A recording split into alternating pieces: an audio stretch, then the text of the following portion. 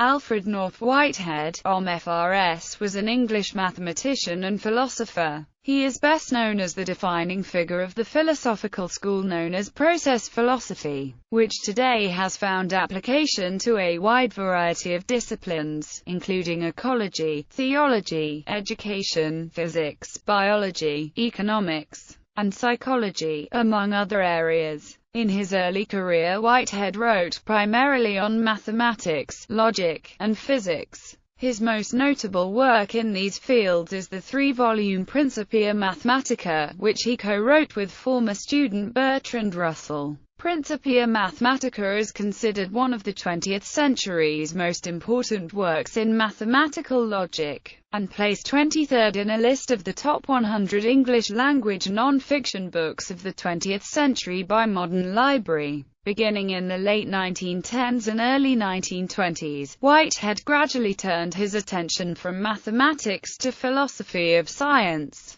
and finally to metaphysics. He developed a comprehensive metaphysical system which radically departed from most of Western philosophy. Whitehead argued that reality consists of processes rather than material objects, and that processes are best defined by their relations with other processes, thus rejecting the theory that reality is fundamentally constructed by bits of matter that exist independently of one another. Today, Whitehead's philosophical works, particularly Process and Reality, are regarded as the foundational texts of process philosophy. Whitehead's process philosophy argues that there is urgency in coming to see the world as a web of interrelated processes of which we are integral parts, so that all of our choices and actions have consequences for the world around us. For this reason, one of the most promising applications of Whitehead's thought in recent years has been in the area of ecological civilization and environmental ethics pioneered by John B. Cobb, Jr.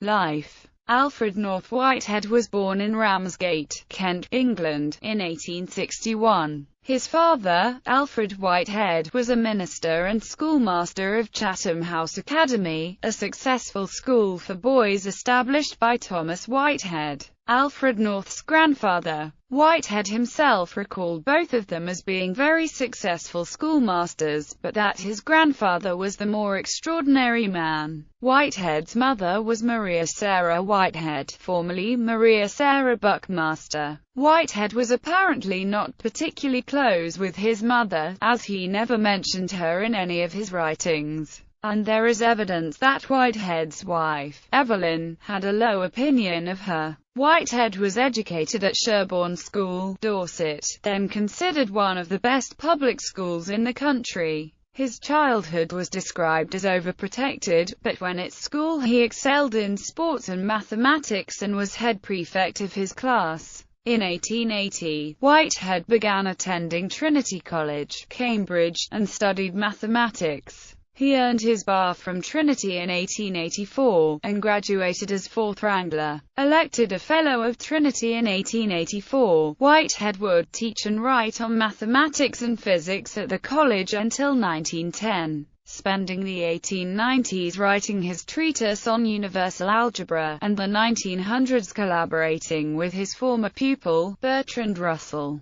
on the first edition of Principia Mathematica. He was a Cambridge apostle. In 1890, Whitehead married Evelyn Wade, an Irishwoman raised in France. They had a daughter, Jessie Whitehead, and two sons, Thomas North Whitehead and Eric Whitehead. Eric Whitehead died in action while serving in the Royal Flying Corps during World War I at the age of 19. In 1910, Whitehead resigned his lectureship in mathematics at Trinity and moved to London without first lining up another job. After being unemployed for a year, Whitehead accepted a position as lecturer in applied mathematics and mechanics at University College London, but was passed over a year later for the Goldsmid Chair of Applied Mathematics and Mechanics, a position for which he had hoped to be seriously considered. In 1914, Whitehead accepted a position as Professor of Applied Mathematics at the newly chartered Imperial College London, where his old friend Andrew Forsyth had recently been appointed Chief Professor of Mathematics. In 1918, Whitehead's academic responsibilities began to seriously expand as he accepted a number of high administrative positions within the University of London system, of which Imperial College London was a member at the time. He was elected Dean of the Faculty of Science at the University of London in late 1918, a member of the University of London's Senate in 1919, and chairman of the Senate's Academic Council in 1920, a post which he held until he departed for America in 1924. Whitehead was able to exert his newfound influence to successfully lobby for a new History of Science department,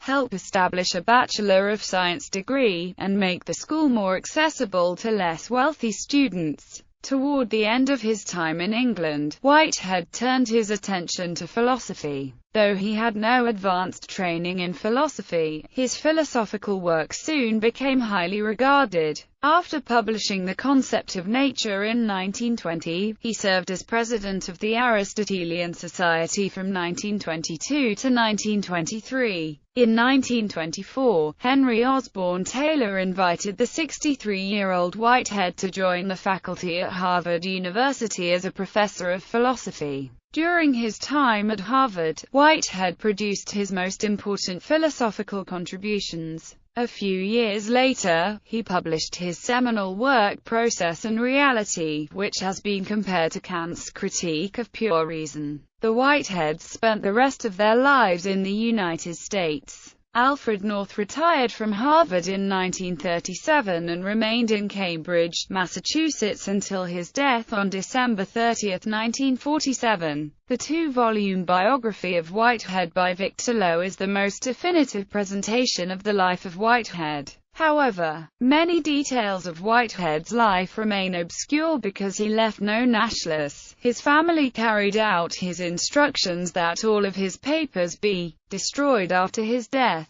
Additionally, Whitehead was known for his almost fanatical belief in the right to privacy, and for writing very few personal letters of the kind that would help to gain insight on his life. This led to Lowe himself remarking on the first page of Whitehead's biography, "No professional biographer in his right mind would touch him." Currently, there is also no critical edition of Whitehead's writings, though the Whitehead Research Project of the Center for Process Studies is currently working on one such edition. Mathematics and Logic. In addition to numerous articles on mathematics, Whitehead wrote three major books on the subject: a treatise on universal algebra, Principia Mathematica, and an introduction to mathematics. The former two books were aimed exclusively at professional mathematicians, while the latter book was intended for a larger audience, covering the history of mathematics and its philosophical foundations. Principia Mathematica in particular is regarded as one of the most important works in mathematical logic of the 20th century.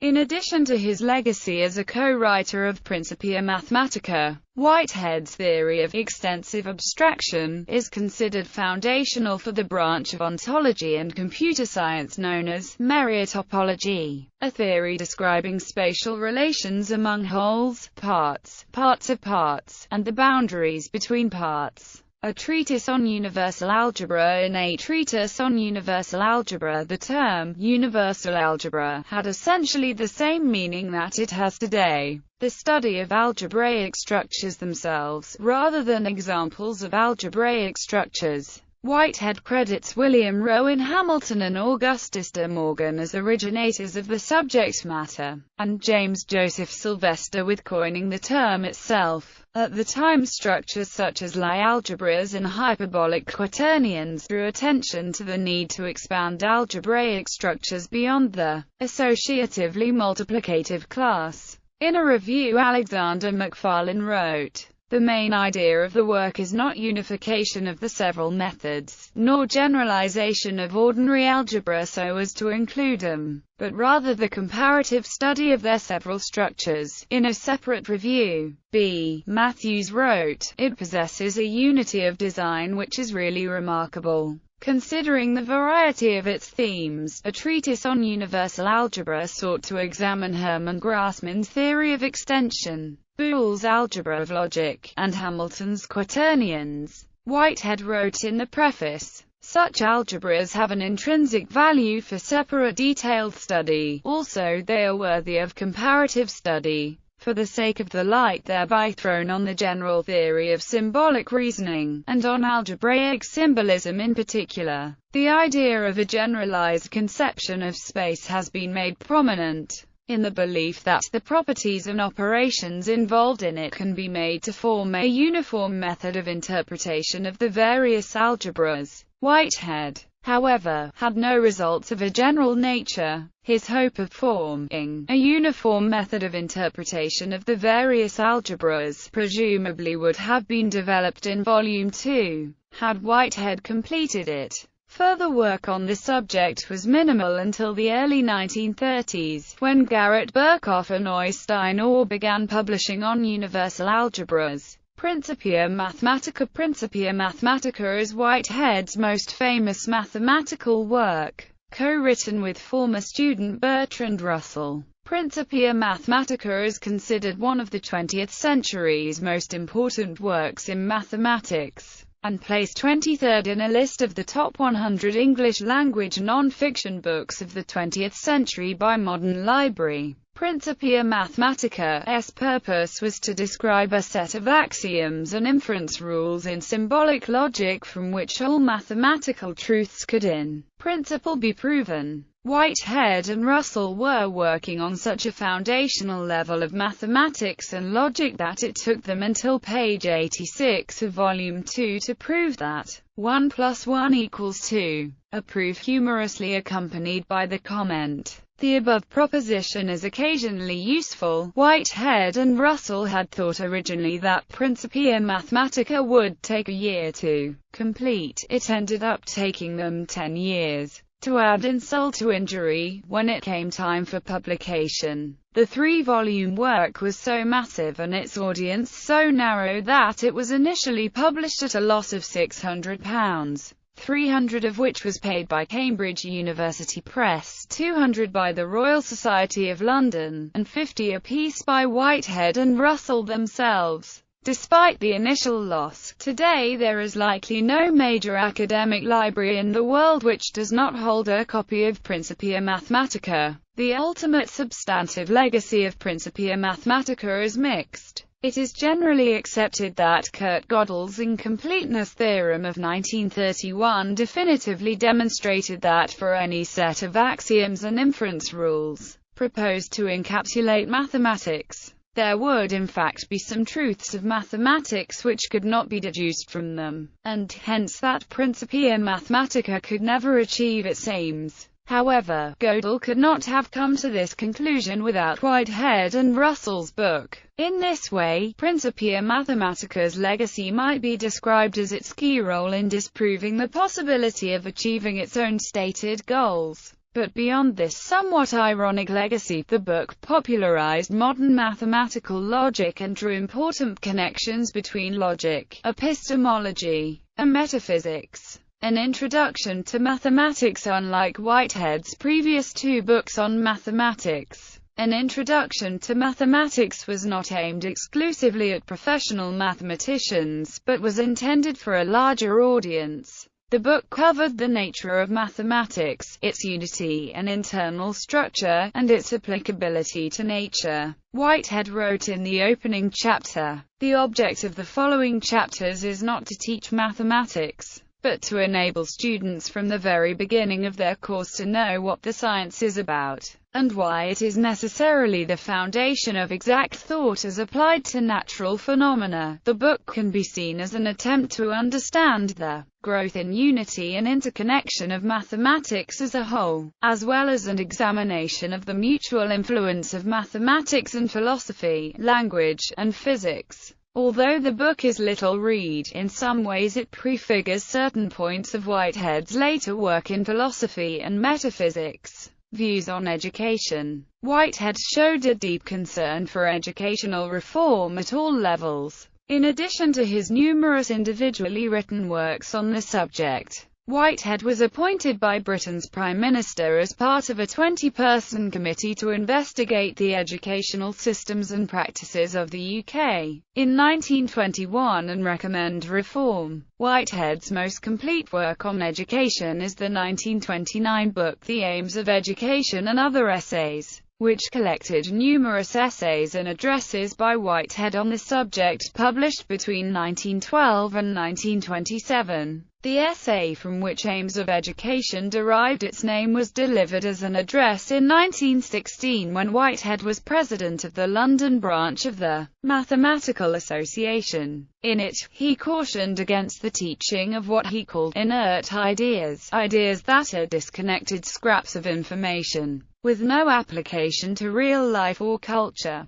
He opined that education with inert ideas is not only useless, it is, above all things, harmful, rather than teach small parts of a large number of subjects. Whitehead advocated teaching a relatively few important concepts that the student could organically link to many different areas of knowledge, discovering their application in actual life. For Whitehead, education should be the exact opposite of the multidisciplinary, value-free school model. It should be transdisciplinary and laden with values and general principles that provide students with a bedrock of wisdom and help them to make connections between areas of knowledge that are usually regarded as separate. In order to make this sort of teaching a reality, however, Whitehead pointed to the need to minimize the importance of standard examinations for school entrance. Whitehead writes, "Every school is bound on pain of extinction to train its boys for a small set of definite examinations.